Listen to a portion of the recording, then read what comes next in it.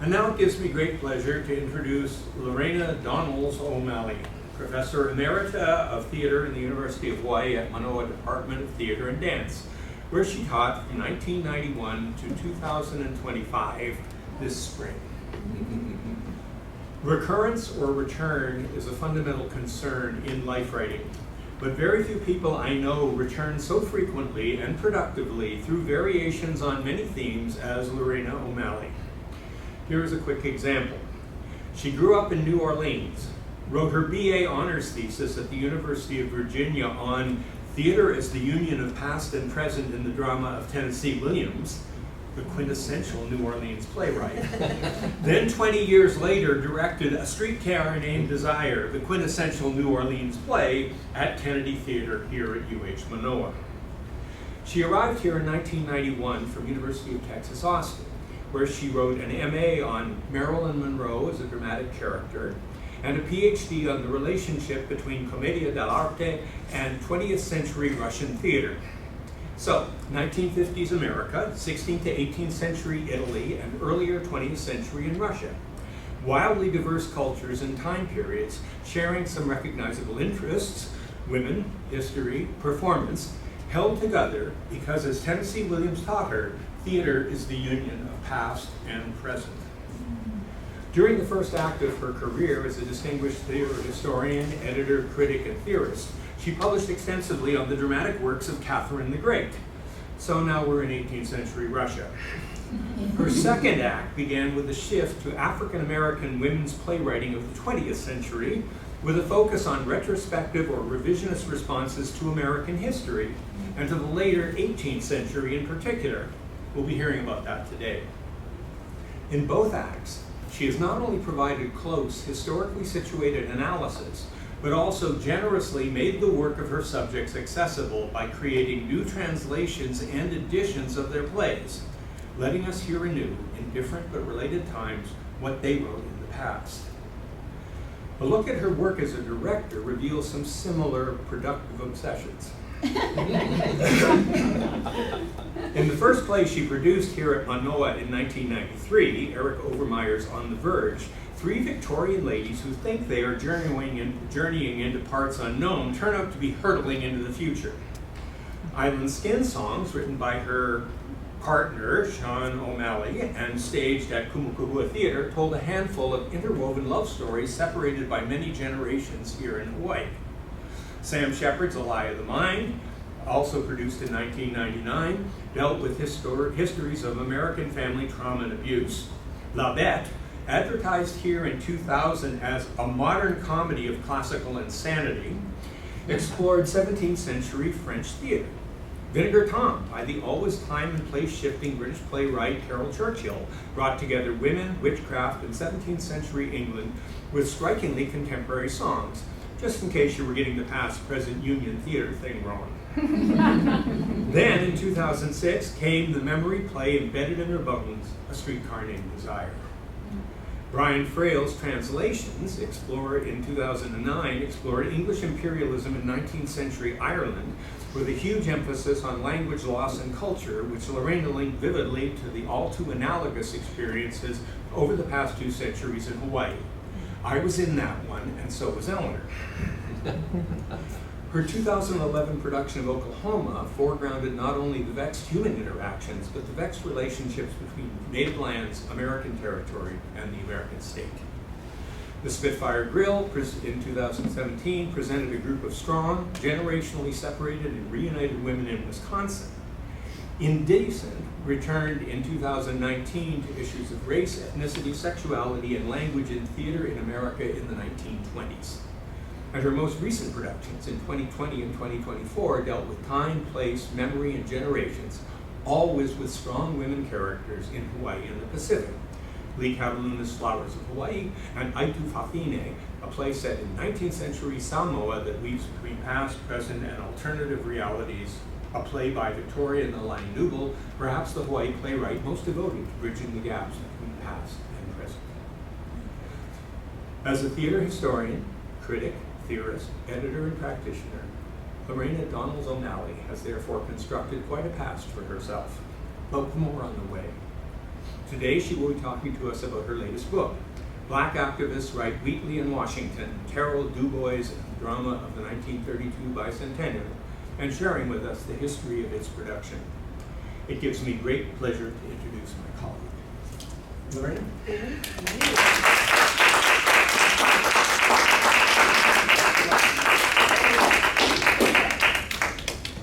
Yes, you have to send me that. Hi, thank you, everyone. Send it to my kids.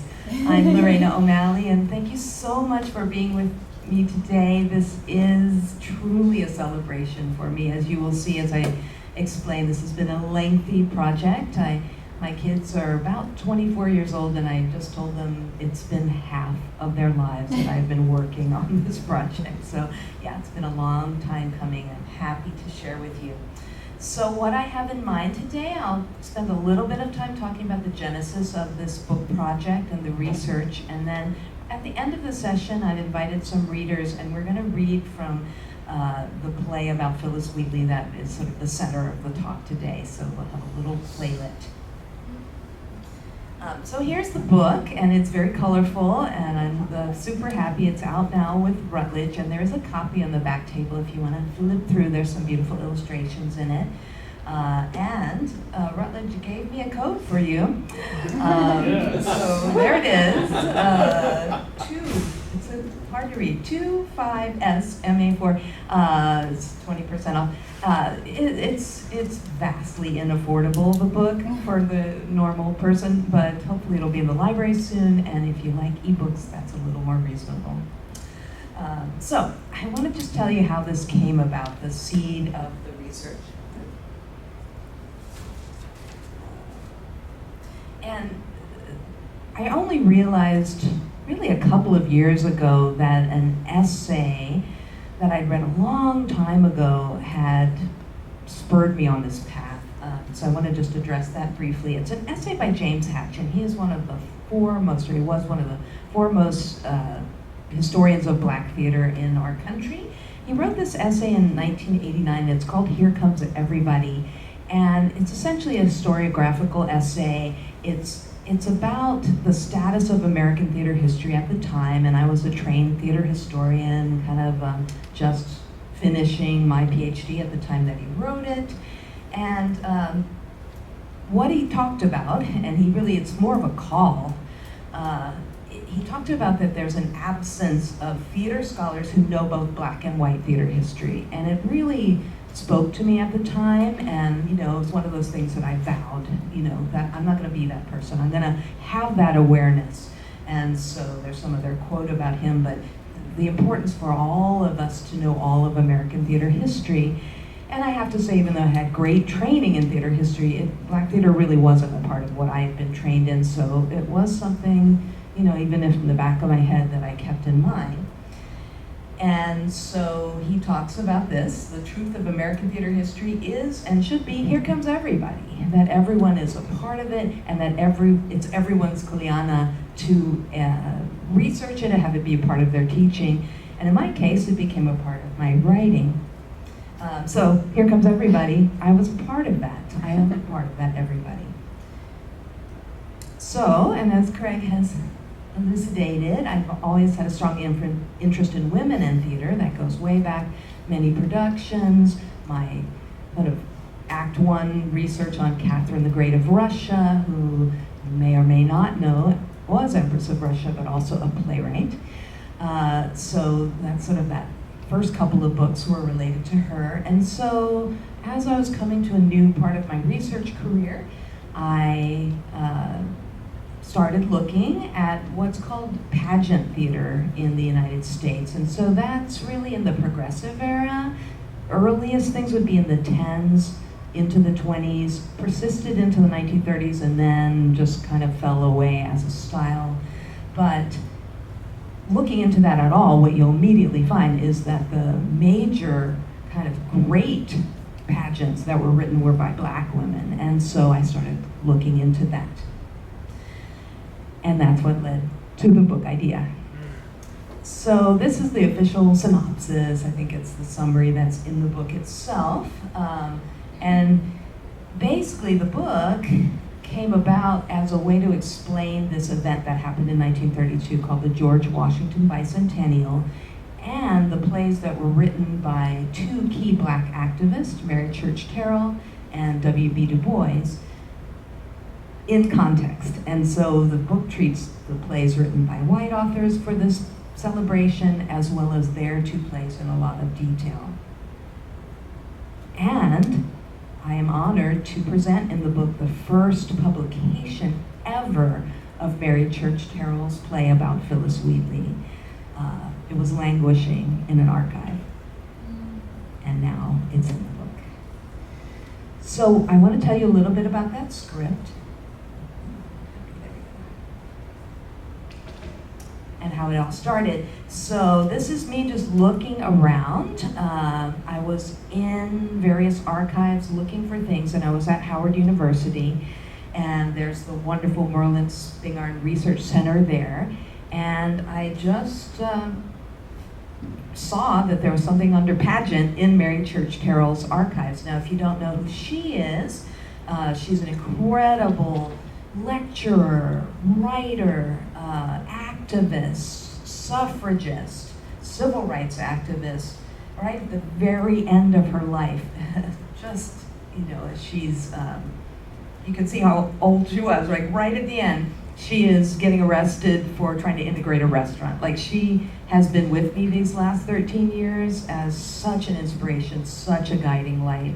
Highly recommend her autobiography. So I'm digging around in her archive, in her papers at Howard University, and I came across a document. It's a couple of pieces of paper, typewritten, and it says, "Why I wrote the Phillis Wheatley pageant play." And I perked up immediately. It's such an interesting thing, because I wanted to know why. And so reading that literally, those couple of pages are the genesis for this entire book, because I wanted to know why she wrote it, and her talking about this occasion of the Bicentennial made me want to know more about the Bicentennial, and what was she fighting against, and what was she trying to include. So that literally then set me on the next 13 years. If you don't know Phillis Wheatley, some of you may, I hope that you do. She was a woman who was captured in Africa, enslaved by a Boston family, and became the first black woman in America to publish a book of her poetry. And this is a beautiful statement Terrell makes about Wheatley. If any other human being, black, white, red, yellow, or brown, has ever made such marvelous intellectual progress and achieved such great literary success in such a short time under similar circumstances as Phillis Wheatley, the records of history do not show it. So, what I found then, the treasure trove. There were many drafts of this manuscript of this play. There were programs, there were handbills, there were cue sheets for curtain calls, there were cue sheets for music. All of these many documents that, again, nobody had looked at, both at Howard University and also at the Library of Congress. So much. And then, because there were some other places that had information, I found myself a lot at the Library of Congress, at the Belmont Paul Women's Equity National Monument, because of the suffrage involvement. In New York, the Mount Vernon Enslaved Persons Tour to get more of a sense of the George Washington aspect, and a lot of the materials are at the National Archives, and I did struggle because when I was there to be there on a research trip, there was a government shutdown, so past and present. That research, I found that piece of paper in 2012. Basically finished the research by 2019. I wrote the book and edited the script for, starting in 2014 to 2024, and then the book came out. So then, now I'm thinking, here I am with you. What does it mean for us today? Today. It's this, which is very much on our minds, and this is why she wrote the Phillis Wheatley play. That's what she was up to. That was her purpose and her mission. And so I hope it can offer some inspiration to all of us who are struggling right now to keep at these things. This is a quote from the document. "We must teach our children that we are citizens of this country, and as such, whenever the opportunity is afforded, we must take part in every national movement in which other groups join." That is why she did it. She wanted that, taking part, that diversity. And she talks in the little essay about the black children that she was doing it for. Let's see, "I wanted to increase the colored youth's respect for his African ancestors by showing the native ability and the brilliant literary success of an African girl stolen from her native land and sold as a slave in this country when she was but a small child." And this adorable photo, I have almost nothing in terms of photographs, but there was a production the year after the Bicentennial, and this is a newspaper clipping that shows these young children from an all-black school in Baltimore doing the production. So what was the George Washington Bicentennial? You could read more in the book, but in general, it was a year-long celebration. Those of you who were around for the 1976 Bicentennial might kind of get a sense of it, like we celebrated all year, and it was all everything was about. And so that happened in 1932 for George Washington's birthday. It was his 200th anniversary. And so there were pictures of George Washington in every classroom, and they minted a new coin, this quarter. There were speeches and pageants and productions and celebrations throughout the year in the entire country. And that's what she wanted to be a part of. So, and there were many, many, many plays and pageants about George Washington. There were, the actual government published 32 of them, and then they collected hundreds of them, and then the Bicentennial Commission collected thousands of programs of all the things being done around the entire country. So George Washington plays were everywhere. And she's just trying to get one done that's about a black person.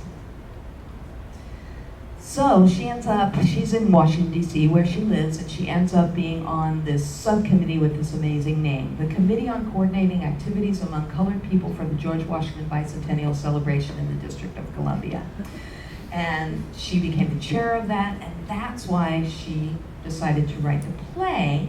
And so she was just at a meeting saying someone should write this play, and eventually someone said, why don't you write one yourself? And no one took the remark seriously, she said, but then she says it again, and then again my friend challenged me by saying, well, why don't you write one yourself? I believe you can do it. In a sort of a daredevil spirit, I replied, yes, I can, and I will. As soon as I got home, I started to write the pageant. So I have an entire chapter in the book about this production process. It was fraught. There was a white director attached to the program. Her name is Marie Forrest, and she was the expert in Washington, D.C., and really in the country on producing these kind of elaborate pageant dramas. But she began to question some of Terrell's script choices, and it had to do with the chronology, and they kind of were going back and forth in correspondence about, well, Terrell's saying, no, I did that on purpose because I'm trying to get a dramatic effect, and Forrest is saying, well, we don't want any errors in the pageant, so there's this back and forth.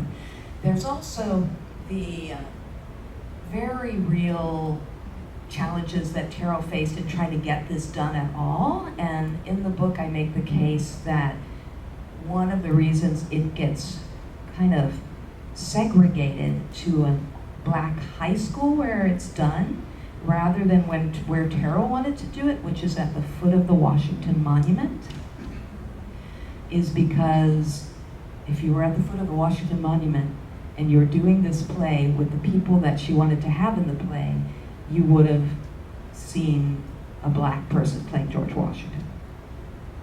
And it wouldn't have, this is Jim Crow era, it wouldn't have been possible. So eventually what happens, although they have these big dreams for the production, it's only one night, and it's at this all-black high school auditorium rather than in this kind of integrated place. So, you can read about that in chapter 6. So the equity is, that issue is very much a part of things. There wasn't equity, you know, she's fighting for budget, she's fighting for a place to do it. It does get done. It's one night in 1932, and it was packed. The performers came from all the different black schools all over DC, all the different levels, elementary, middle, high school, plus the ROTC of Howard and the civic and church groups. And there were dances, there were songs, they definitely had colonial costumes. I know they had curtain cues, and they had a lot of music. They had an orchestra, there was choral singing. It was an elaborate production for one night. I'm gonna do a test, like, is the mic working? Like, Yeah. we're good? Yeah. Okay, all right. Just can't really tell. All right, let me tell you about the script.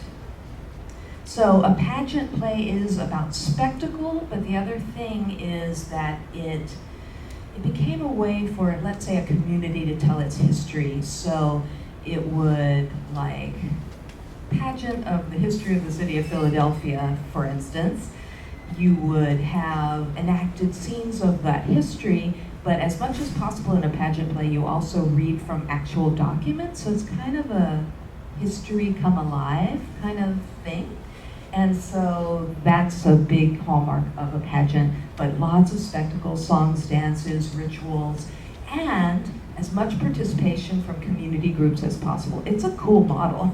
It faded away, I think, because it just started to seem old-fashioned by the 40s, and, you know, probably film. We just blame everything on film. But it's a, you should do it. So I'm just going to show you what the cast is. It's an enormous cast because she takes us through Wheatley's entire life. We have an African herald who gives a prologue. We have who she calls Anyanwu, later called Phillis Wheatley, and Terrell picked that name by consulting with someone from Nigeria, asking what different names meant in different languages, and then picked that as Phyllis's given name. All of these other characters, including the Wheatley family, so we have Nathaniel and Mary, the twins, who are the kids, and then Mr. and Mrs. Wheatley. And then George Washington makes an appearance, as well as the 15 distinguished citizens of Boston and the governor of Massachusetts, and then later in London scenes the Countess of Huntingdon. So this is just through her entire life being dramatized, and Terrell's writing this script. She does play with biography. She changes chronology a lot. Once I started getting into it, and I have a whole chapter analyzing the play and figuring out what Terrell's up to, and she's just shifting events constantly so that the book has to have a disclaimer to tell you that. You know, like, if you're gonna do this play, you're gonna have to let your audience know that it is not strictly accurate in terms of a lot of the things, because the way she shifted the chronology. Plus, then, it's not accurate to what we know now of Wheatley's life, because Terrell was using sources available to her in 1932, and some of those disagreed, and I think she would just pick the most dramatically interesting. Okay, so you are going to experience, as we do our reading, there are definitely racist perspectives that are in the play. Absolutely, of course. And there are depictions of enslavement, just so that you know. So I'm going to call the actors here. We're going to do some selections from the play. So we have Cameron Richardson, Eleanor Slaton, and Sean T.C. O'Malley, who I can rope into anything. And they're just going to project. But what I want to say is, I think there's a very good possibility that these are the first people to say these words aloud since 1941. That's the most recent production of the play that I can find. Except for in my class. And your class? In my class. Lorena gifted me a copy of the book, and I had my students read from it in Theater and Dance 100 this semester. So Chills. So, and then I just have some illustrations here to supplement your imagination. It's from a really nice children's book called Phillis's Big Test. So when you see the illustrations, they are by Sean Qualls. Okay. The play begins with a chilling scene of violent capture. It resonates in November 2025 in some terrible ways. Act 1, somewhere in Africa. Setting, African street scene, village. Everyone swaying back and forth in time to the music and beat of tom-tom, which is heard throughout scene. Children take strings from necks and work them on fingers to make crow's nests. A little girl runs out to play with the other children. She is Phillis. In the midst of their work and play, slave catchers, black and white, creep upon the scene from left side. They catch the children who cower before them, chain them together and take them away. All are caught except Phillis, who hides behind the tree. One slave catcher returns to see if there are any more children, spies Phillis behind tree, and catches her. She screams, and her cries bring forward the mothers of several children who look for their little ones, discover they are gone, realize what has happened. It has happened before. The dreaded slave catchers have taken their loved ones away. They wring their hands, call upon their gods, utter pitiable cries, sob, and weep. Act 2 takes place at the slave market at the Boston dock. Men and women parade up and down waiting for the opening of the slave market. African captives brought on the slave ship are hurriedly landed and rushed into the market to be sold into New England families. Mrs. Wheatley is seen examining the African girls in the slave market. She seems very impressed with several and points out their good qualities to her companion. I have come to buy a young woman to take the place of my old cook who is getting too feeble to work. I want Dorcas to train the girl before she gets too old, so I won't have any trouble with her. Look at that poor little girl. See how she is shivering with the cold. No wonder she feels the cold so keenly. She has just come from a very warm climate, you know. The change from that furnace heat to this intense cold is enough to give her pneumonia and kill her. She hasn't any clothes on either. Nothing but this piece of carpet wrapped around her. She is altogether too young and too frail for the work I want her to do. I wish I could feel justified in buying her, though. She has such a fine, intelligent face. What is your name, little girl? Of course she doesn't understand me, but at least she knows I am speaking kindly to her. Phillis says a few African words to Mrs. Wheatley. Mrs. Wheatley turns away from Phillis to go to an older girl she has already favorably considered. Before reaching this girl, however, she turns again to look at Phillis. She stops suddenly. That child's eyes will haunt me as long as I live if I leave her shivering in the cold. I just can't do it. When my Mary was her age, suppose she had been snatched away from me and sold into slavery in a faraway country as this poor little thing has been. I'll take her and give her to my twins, Nathaniel and Mary, to be their servant. She can wait on them.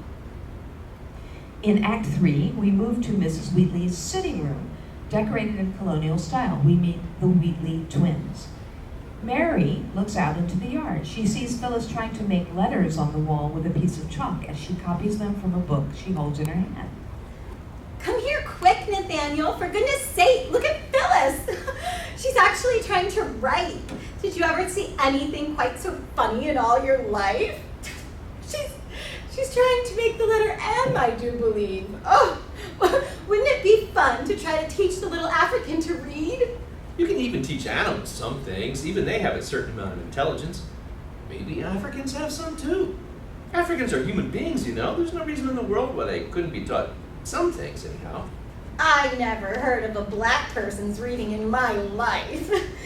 Many people say that Africans have no brains, and there are ever so many who believe they have no souls.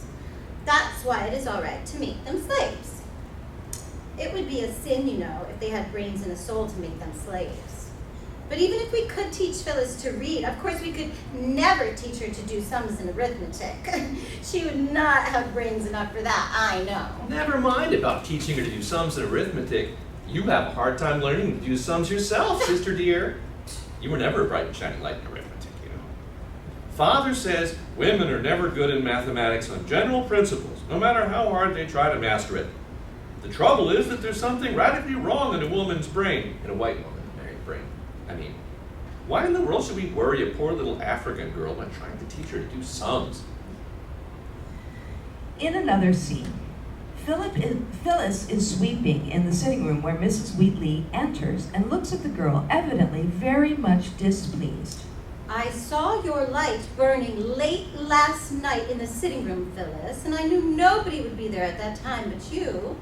When I knocked on your door, it was after 4 o'clock. You will ruin your health. You cannot work all day and read all night without injuring yourself. But tell me, what were you doing last night? I was writing poetry, ma'am. You were doing what? You were writing poetry? Who ever heard of such a thing? Who taught you to write poetry? Nobody taught me to write poetry but God. Your son and daughter taught me to read and write. Since you let me learn the same lessons that Miss Mary and Mr. Nathaniel studied when they were my age and gave me poems to read, I thought you would not be angry with me if I should try to write poetry myself. Are you angry with me, Mrs. Wheatley? Go and get some of your poems right away. Phyllis first reads from Thoughts on the Works of Providence. Here is one couplet. Hail, smiling morn, that from the orient main ascending dost adorn the heavenly plain. The angel says unto me, Phillis Wheatley, write. And I have to write. Here is a poem I wrote on the imagination. Imagination is a wonderful gift of God. A person in trouble can imagine that things are better than they really are, and thus be much happier than he otherwise would be. Even a slave can imagine that his bonds have been broken and that he is free. I am always thanking God, and he has endowed me with imagination. Here are some of the lines. Imagination, who can sing thy force, or who describe the swiftness of thy course, soaring through air to find the bright abode, the imperial palace of the thundering God. We on thy pinions can surpass the wind and leave the rolling universe behind. From star to star, the mental optics rove, measure the skies and range the realms above. There in one view we grasp the mighty whole, or with new worlds amaze the unbounded soul. Phyllis, your poems are beautiful. But I shall have a hard time to convince anybody that you wrote them. Nobody will believe that you are capable of producing anything half so good as these verses. Mrs. Wheatley invites 15 women to her home for a sewing bee and to reveal Phyllis's talents. Well, ladies, I have something interesting and unusual to tell you. Our little slave, Phyllis, has been writing poetry. The women exclaim at this remark in astonishment. I had her read some of it to my family. We were all amazed at its excellence. In fact, she has been writing poetry ever since she was a little girl. When she was only 14 years old, she wrote a poem on a public event, the loyalty of subjects to their king. Her first poem was written when she was only 13 years old. Mrs. Cabot. I'm Mrs. Cabot. Okay. Do you mean to say that your little African slave has written this poetry all by herself, with no help from you or any member of your family? Yes, that's exactly what I mean. I can't write poetry myself. I never made a rhyme in my life. And nobody else in my family has any talent in that direction. I'm Mrs. Deborah Smith. What a wonderful creature she is. There are only 1 or 2 white women who have the ability and the courage to enter the field of literature in the colonies, they say. Mrs. Cabot again. In most of the slave states, it is a crime to teach slaves to read and write, and Mrs. Wheatley would get into trouble if she tried it in one of them. Mrs. Amanda Mott here. Please have Phyllis come in. We should all like to see such a remarkable human being. I have never even heard of an African who could write poetry, or even write his name for that matter. I didn't think anybody could teach an African anything. An African girl write poetry? That's out of the question. I'm Mrs. Christabel Irving. Very few white women write poetry, you know. Even in England, a poetess is a very rare bird indeed.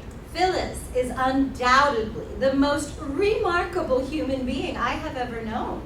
But Mary, go for Phyllis and tell her to bring with her the poem she has written in honor of George Washington. Phyllis reads the poem. Here are its closing lines. Proceed, great chief, with virtue on thy side. By every action let the goddess guide. A crown, a mansion, and a throne that shine, with gold unfading, Washington be thine. Throughout her script, Terrell finds ways to emphasize Phyllis's African past. We've seen how she did it in the first scene. Now here's the beginning of Act 4, Scene 2. Mary comes running in excitedly calling Phyllis. Phyllis! Phyllis! Oh, where in the world are you? Come quickly! There's something for you! What is it, Miss Mary? Is it that new bonnet Mrs. Cabot promised me? What color is it? Miss Cabot thinks I look well in red, but I would rather have a white bonnet like my others. No, Phyllis, guess again. It isn't a present like a bonnet or a dress. It's much more valuable than that. I'll tell you this much. I'll tell you this much. It's a letter that you'd like very much to receive. Oh, Miss Mary, is it a letter saying the slave catchers have brought my mother here and we can see each other again? No, Phyllis, your mother is not here. Aren't you happy with us? You said you were. Yes, I'm happy, but I would like to see my mother. Do you remember your mother, Phyllis? You were so young when you were taken from her. Yes, Miss Mary. I remember my mother well. I can see her now. Every morning before the rising of the sun, my mother used to pour out water. And so every morning, when I get up and see the sun rise, I think of my mother prostrating herself before the first beam of light. It's an ancient African custom I have learned. Yes, indeed, Miss Mary, I remember my mother well. Let's not talk about that, Phyllis. It makes me sad, and what I have in my hand for you should make both of us very glad. I'll tell you what it is. It's a letter from General George Washington, the commander-in-chief of the colonial army. Just read it and see what he says. So here we begin the sequence that inspired Terrell to include this play in the Bicentennial events. Washington closes his February 1776 letter to Phyllis. If you ever come to Cambridge or near headquarters, I shall be happy to see a person so favored by the muses and to whom nature has been so liberal and beneficent in her dispensations. I am, with great respect, your obedient, humble servant, George Washington. That's the actual letter. Although in reality, Phyllis did likely not visit Washington at his Cambridge camp, the two do meet in this play in Act 5. The scene, which was the inspiration for the entire pageant, is surprisingly short.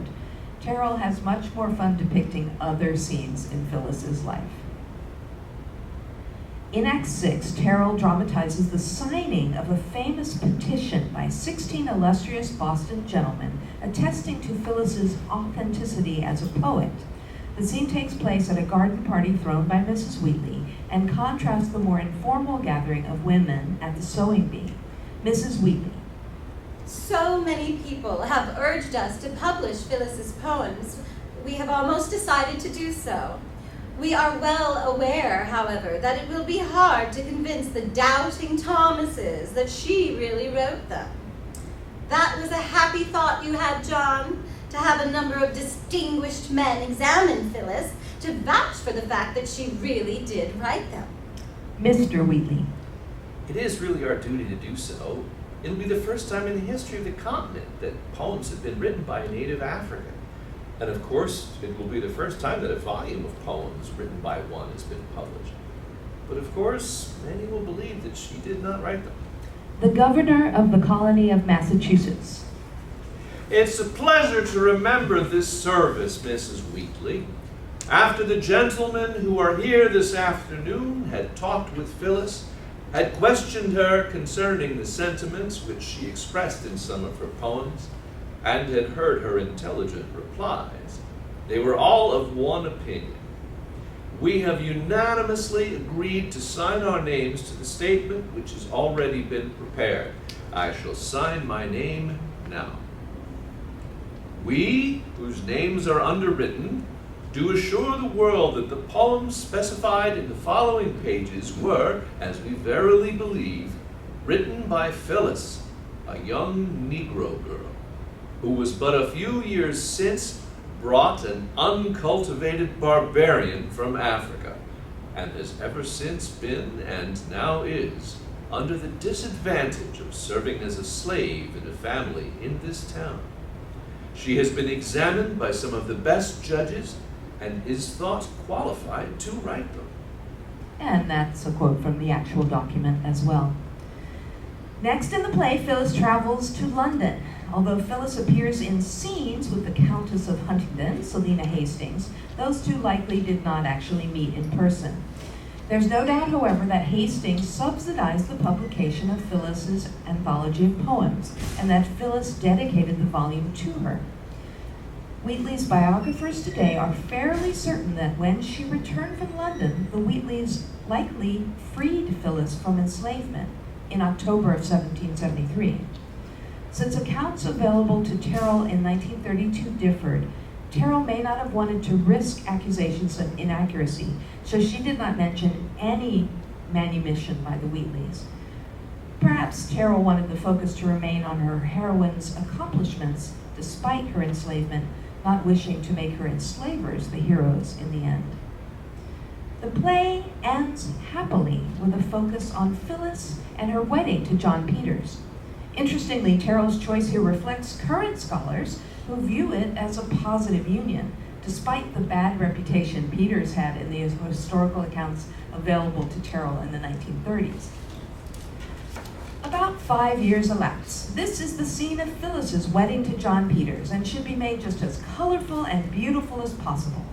Enter bridal party and guests in couples who greet the bride and groom in formal bow and group themselves artistically about the stage.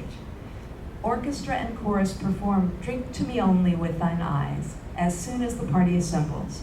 After orchestra and mixed chorus, the men in V-shaped formation toast the bride, singing the same with much gesticulating.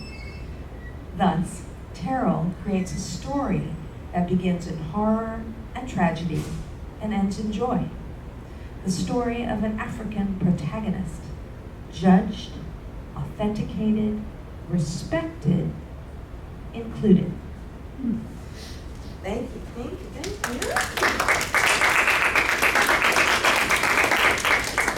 So we'll just conclude with inclusion and another quote from Terrell. "We must teach our children that we are citizens of this country, and as such, whenever the opportunity is afforded, we must take part in every national movement in which other groups join."